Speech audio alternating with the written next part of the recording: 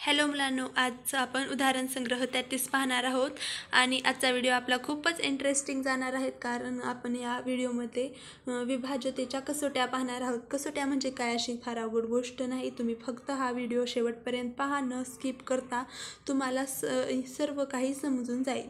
आणि व्हिडिओ आवडला तर तुम्ही व्हिडिओला लाईक करा, शेअर करा आणि सबस्क्राईब करा आणि सबस्क्राईब केल्यानंतर बेल आयकॉन प्रेस करा म्हणजे माझे सर्व व्हिडिओ तुम्हाला मिळत राहतील। तर मुलांनो, उदाहरण संग्रह 33 यामध्ये आपल्याला दोन प्रश्न पहिला दिला आहे। 2 ने विभाज्य असणाऱ्या 3 अंकी संख्या 5 संख्या लिहा। तर 2 ने विभाज्य असणाऱ्या म्हणजे संख्या म्हणजे याची एक कसोटी आहे 0 4 6 0 4 6 8 आणि 2 0 2 4 6 8 या संख्या एकक स्थानी असल्यास 2 ने त्याला विभाज्य होतात, म्हणजे ती संख्या 2 ने विभाज्य असते। म्हणजे काय तर थोडक्यात अशी आपल्याला एखादी संख्या दिली, कितीही 1 2 4 5 6 एकक स्थानी म्हणजे शेवटी 0 4 6 8 2 या 5 संख्येपैकी शेवटी कोणतीही संख्या असली तर ती संख्या 2 ने विभाज्य आहे असे आपण म्हणू शकतो। तर आपल्याला 3 अंकी संख्या लिहायच्या आहेत, तर पुढे कोणतेही अंक लिहा 2 आणि पुढे या 5 अंकापैकी कोणताही अंक लिहा। आपण 4 लिहू तर ही 124 ही एक संख्या झाली। 1 4 काहीही लिहा, पहिले 2 अक्षर काही कोणतीही संख्या लिहा आणि तिसरी संख्या ही या संख्यामधली असावी 6। याने या दोन संख्येला 2 ने भाग जातो, म्हणजे या संख्या 2 ने विभाज्य आहेत। आणि या किती अंकी आहेत तर 3 अंकी आहेत। अशा आपल्याला 5 संख्या लिहायच्या आहेत। तर पुढे कोणतीही संख्या लिहा। इथं आपण 12 4 लिहिलं आहे, 6 126 झाली ही।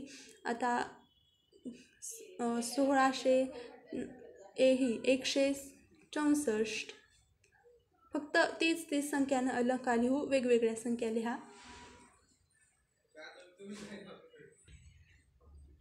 500 5 6 4 तर या 5 संख्या झालेल्या आहेत 3 अंकी। अशा कितीही संख्या तुम्ही लिहू शकता।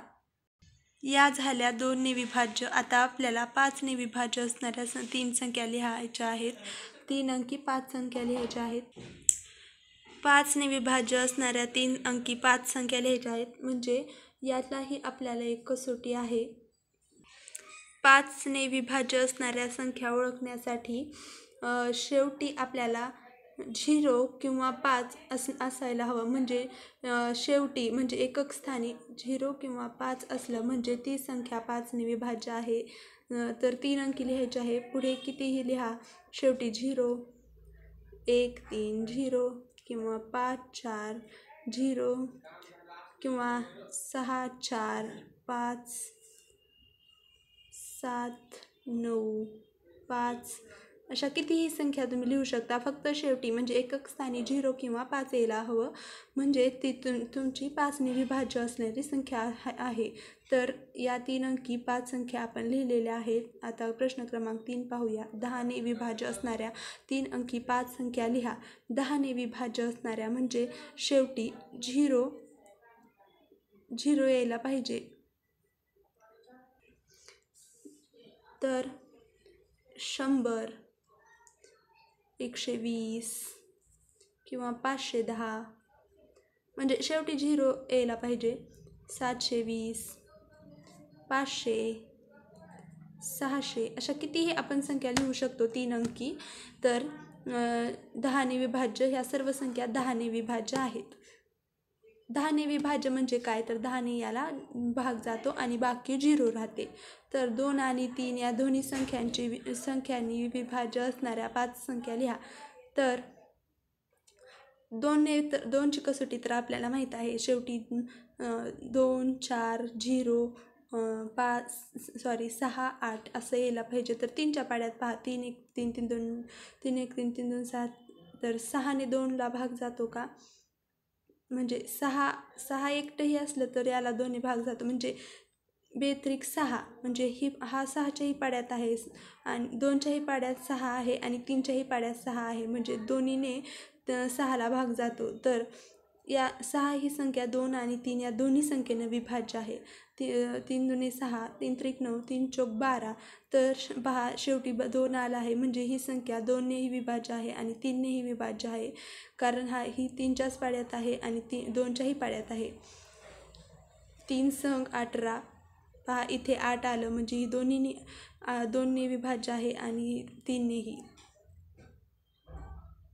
3 8 24, तर 24 ही संख्या आहे दोन्ही संख्येने विभाज्य आहे. आणि 30 3 10 30 ही 30 ही संख्या 3च्याही पाड्यात आहे आणि 2च्याही पाड्यात आहे, कारण शेवटी 0 आहे. तर या 5 संख्या आपल्या 2ने आणि 3ने विभाज्य संख्या आपल्याला मिळालेल्या आहेत. प्रश्न 3. 3 मीटर लांबीची एक रिबीन आहे, तिचे असे तुकडे करता येतील का की प्रत्येक तुकडा 50 सेमी लांबीचा असेल? कारण लिहा. तर 1 सेंटीमीटर बरोबर 1 मीटर बरोबर 100 सेंटीमीटर. तर किती मीटर आहे? 3 मीटर. 3 गुणिले 100 बरोबर 300.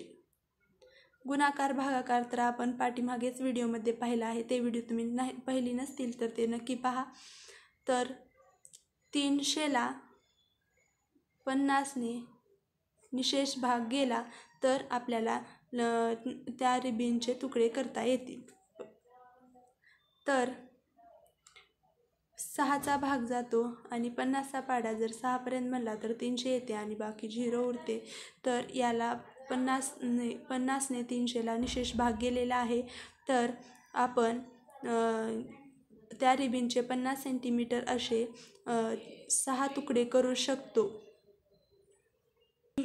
तुम्ही कारण लिहू शकता की कारण 50ने 300ला निशेष भाग जातो. पहिल्यांदा तुम्ही हे लिहायचं आणि नंतर भागाकार करून तुमचं उत्तर असेल की तुकडा 50 सेंटीमीटर लांबीचा असेल, असा 50 सेंटीमीटर लांबीच्या तुकडे आपल्याला करता येतील, कारण 50ने 300ला निशेष भाग जातो, म्हणजे 50 ही 300चा विभाज्य आहे. 3 मीटर लांबीची एक रिबीन आहे. रिबीनचे 40 सेंटीमीटर लांबीचे 8 तुकडे हवे आहेत. तर त्यासाठी किती लांबीची रिबीन कमी पडेल? तर 3 मीटर म्हणजे आपण अगोदरच्या गणितात पाहिल्यासारखं 3 गुणिले 100. 3 गुणिले 100 बरोबर 300. आपण कारण लिहायचं आहे. कारण 1 मीटर बरोबर 100 सेंटीमीटर. तर 3 गुणिले 100 300. तर आपल्याला याचे किती 40 सेंटीमीटरचे 8 तुकडे करायचे आहेत. तर 40 गुणिले 8, 8 चौक 32 आणि हे 0, तर 320 येत आहे. तर किती कमी पडेल आपल्याला? 300 वजा 320 वजा 300, तर 20 सेंटीमीटर इतकी रिबीन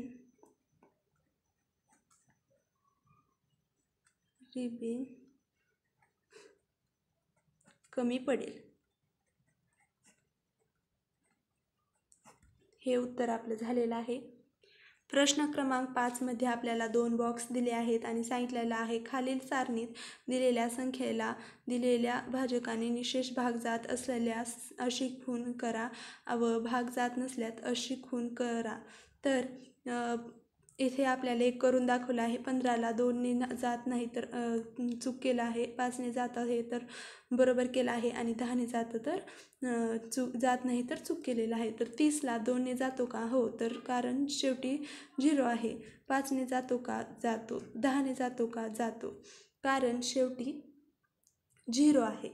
आपण पाहिलं आहे 5च्या कसोटीत शेवटी 5 आणि 0 असायला पाहिजे. 10च्या कसोटीत 0 आणि 2च्या कसोटीत 0 2च्या असं असायला पाहिजे. तर 30ला ह्या तिन्ही संख्येने भाग जातो, तर येथे फक्त 2ने भाग जातो. येथेही 2ने भाग जातो, बाकीच्या संख्येने भाग जात नाही, कारण इथे शेवटी 6 आहे. बॉक्स क्रमांक 2मध्ये 55 संख्या दिली आहे, तर या 2ने जात नाही कारण शेवटी 5 आहे. 5ने जातो कारण शेवटी 5 आहे. 10नेही जात नाही. तर 63ला 2ने जातो का, तर जात नाही. 5नेही जात नाही आणि 10नेही जात नाही, कारण तिन्ही संख्येच्या कसोटीत 3 हे शेवटी नसायला हवं आहे. तर 0 आहे शेवटी, म्हणजे या तिन्ही संख्येने भाग जातो. 4 आहे तर 2ने जातं, 5ने नाही जात आणि 10नेही जात नाही. तर अशा प्रकारे आपण उदाहरण संग्रह 33 हा पूर्ण केलेला आहे. जर तुम्हाला उदाहरण संग्रह 33 समजला असेल तर आपल्या चॅनलला लाईक, शेअर, सबस्क्राईब जरूर करा आणि काही तुम्हाला यामध्ये डाऊट असतील तर तुम्ही कमेंट बॉक्समध्ये नक्की विचारा. धन्यवाद.